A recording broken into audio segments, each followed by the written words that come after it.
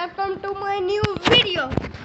आज हम देखने वाले फैक्ट्स माइंड के वीडियो, तो चलो स्टार्ट। जूस भी बनाता था और जापान में किटकैट का ऐसा कौन सा वर्जन है जो एक मेडिसिन की तरह काम करता है और डॉक्टर्स इसे रिकमेंड भी करते हैं। भाई इस वीडियो को पूरा एंड तक देखना क्योंकि ये गजब मजेदार होगा। और अभी तक चैनल को सब्सक्राइब नहीं किया तो सब्सक्राइब करके बेल आइकन जरूर दबा देना। Number 10 and guys, subscribe to me my channel. जैसे मैंने इसको सब्सक्राइब करा तो प्लीज़ मुझे भी कर देना। मुझे आपका बहुत ज़्यादा सपोर्ट की ज़रूरत है, क्योंकि लेस चिप्स बहुत कम लोगों को पता होगा कि इसका एक डिफरेंट वर्जन भी आता है जिसका नाम लेस मिंट मिस्चिव्स था। ये फ्लेवर कंपनी ने स्पेशली इंडिया के लिए लेट 2000s में लॉन्च किया था। इसका टेस्ट नॉर्मल मैजिक मसाला या क्रीम एंड अनियन चिप्स से बिल्कुल अलग था क्योंकि इसमें मिंट और स्पाइसी मसाले का कॉम्बिनेशन दिया गया था। पैकेट का कलर भी ग्रीन और ब्लैक डिजाइन में आता था जिस वजह से ये नॉर्मल लेस से काफी अलग लगता था। लेकिन चिप्स में मिंट का टेस्ट लोगों को ज्यादा पसंद नहीं आया और इसी वजह से ये फ्लेवर कुछ ही टाइम के बाद मार्केट से गायब हो गया। नंबर 9 कुरकुरे। कुरकुरे का एक ऐसा रेयर फ्लेवर भी आया था जिसका नाम है कुरकुरे। मुझे को इतना पसंद है ना, इतना पसंद है। जैसे मुझे पैसे मिलते हैं ना आज, तो मैं रोजे खाने जाता हूँ भाई। हैदराबादी हंगामा। ये south India inspired spicy flavour था जो अराउंड 2010s में लॉन्च हुआ था। इसका टेस्ट नॉर्मल कुरकुरे से ज्यादा स्पाइसी और टैंगी था और इसमें हैदराबादी स्टाइल मसालों का फ्लेवर दिया गया था। पैकेट का कलर डार्क ब्राउन और रेड डिजाइन में दिया था जिस वजह से ये नॉर्मल कुरकुरे से काफी अलग था। लेकिन लिमिटेड पॉपुलैरिटी की वजह से ये 2020 के बाद ये फ्लेवर धीरे धीरे मार्केट से गायब ही हो गया। Number 8 Oreo. अब आते हैं सबके फेवरेट ओरियो पर। वैसे तो ओरियो कंपनी हमेशा से ही नए नए फ्लेवर्स लॉन्च करते रहती है, लेकिन इनका एक चीज केक वर्जन भी आया था जिसका नाम स्ट्रॉबेरी चीज केक ओरियो था।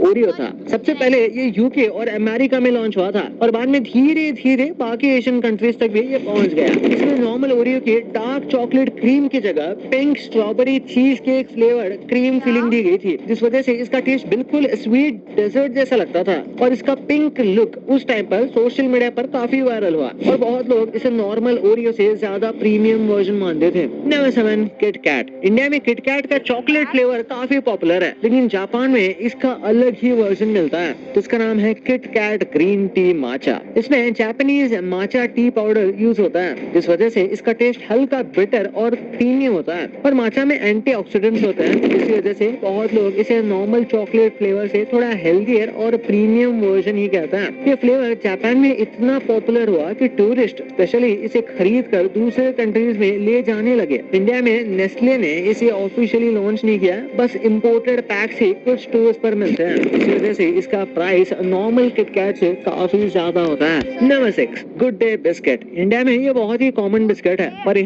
अभी तक मैं खाता हूँ चाय के साथ। हाँ, इसका एक अनकॉमन वेरिएंट भी मिलता है जिसका नाम है गुड डे चोकोनट कुकीज। ये नॉर्मल गुड डे से काफी अलग है क्योंकि इसमें चॉकलेट चंक्स और नट पीसेस का हेवी कॉम्बिनेशन दिया गया था जिसकी वजह से ये रेगुलर टी बिस्किट से ज्यादा प्रीमियम कुकी जैसा फील देता था। इसका पैकेट डार्क ब्राउन और चॉकलेट थीम में डिजाइन होता था और प्राइसिंग की बात करें तो वो भी नॉर्मल 10 रुपए वाले गुड डे पैक से थोड़ी ऊपर रखी गई थी क्योंकि कंपनी इसे प्रीमियम कुकी मार्केट को टारगेट करना चाहती थी। बट अब ये लिमिटेड जगह पर ही मिलता है। नंबर 5 हजमोला। हजमोला तो ऑलमोस्ट हर किसी ने खाया होगा, लेकिन एक टाइम पर इसका एक रेयर वर्जन भी आता था जिसका नाम था हजमोला यूडी। ये नॉर्मल टैबलेट नहीं था बल्कि एक ready to drink pouch style beverage थी जो अजूबा आम, नीम बूरा शिकंजी और जज्बाती जलेरा जैसे देसी फ्लेवर्स में आती थी। इसका 250 ml का पाउच अराउंड 30 रुपए का मिलता था और इसका कलरफुल डिजाइन स्पेशली किड्स को बहुत अट्रैक्ट करने के लिए बनाया गया था। कंपनी का आइडिया था कि डाइजेशन प्रोडक्ट को फन समर ड्रिंक में कन्वर्ट करना, लेकिन क्लासिक हजमोला फैंस को इसका टेस्ट और टेक्सचर उतना पसंद नहीं आया। इसी वजह से ये कुछ ही टाइम बाद मार्केट से ऑलमोस्ट गायब हो गया।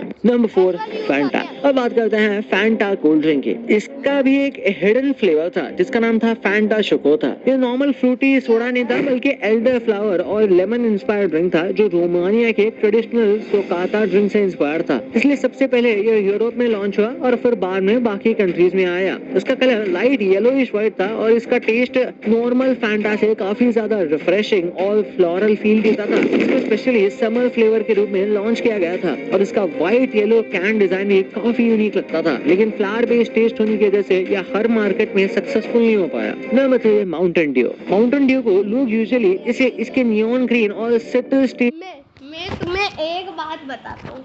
हमारे स्कूल में मेरे से कोई 5 क्लास बड़ा एक लड़का था एंड उसने जब हम पिकनिक जा रहे थे ना, उसने कहा सर जी मैं नहीं जाऊँगा, वहाँ पर बहुत बड़े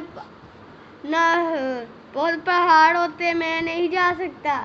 फिर सारी क्लास ने मुझे ना क्या माउंटेन ड्यू पियो चुपचाप करिए जा चल। इसके लिए जानते हैं, लेकिन इसका एक बहुत ही स्ट्रेंज और लिमिटेड वर्जन भी लॉन्च हुआ था जिसका नाम माउंटेन ड्यू वायलेट था। ये पर्पल कलर का ड्रिंक था जिसमें ग्रेप और एल्डरबेरी जैसे फ्रूट का फ्रूटी फ्लेवर दिया गया था। इसका कैन मेटालिक पर्पल थीम में आता था और ये स्पेशली जापान के एक्सपेरिमेंटल ड्रिंक मार्केट को टारगेट करने के लिए लॉन्च किया गया था। लॉन्च के टाइम इसका टेस्ट लोगों को काफी वियर्ड लगा क्योंकि कुछ लोगों को ये कैंडी ड्रिंक जैसा फील हुआ और लिमिटेड एडिशन होने की वजह से ये ज्यादा टाइम तक टिक नहीं पाया। Number 2, Pepsi. पेप्सी का क्लासिक कोला टेस्ट तो सभी ने ट्राई किया होगा, लेकिन जापान में इसका एक बहुत ही वियर्ड वर्जन लॉन्च हुआ था जिसका नाम था पेप्सी आइस क्यूक्यूम्बर। ये ब्राइट ग्रीन कलर की सॉफ्ट ड्रिंक थी जिसमें क्यूक्यूम्बर यानी कि खीरे जैसा कूलिंग फ्लेवर दिया गया था जो नॉर्मल पेप्सी से बिल्कुल अलग था। इसकी ग्रीन थीम बॉटल देखकर ही समझ आ जाता था कि ये रेगुलर कोला नहीं है। कंपनी ने इसे जापान के समर मार्केट को टारगेट करने के लिए लॉन्च किया था ताकि लोग इसे रिफ्रेशिंग ड्रिंक की तरह ट्राई करें, लेकिन इसका